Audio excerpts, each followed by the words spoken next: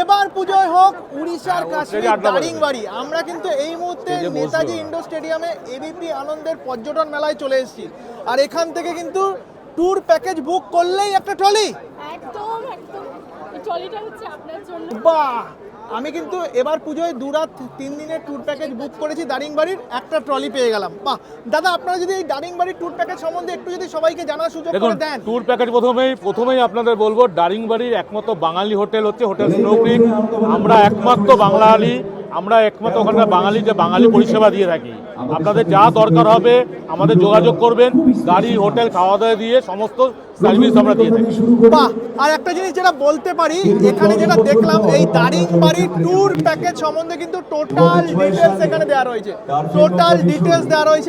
আচ্ছা দাদা, যেটা দেখলাম যে আপনারা কাঁচা শাল পাতায় খাবার দাবার পরিবেশন করছেন।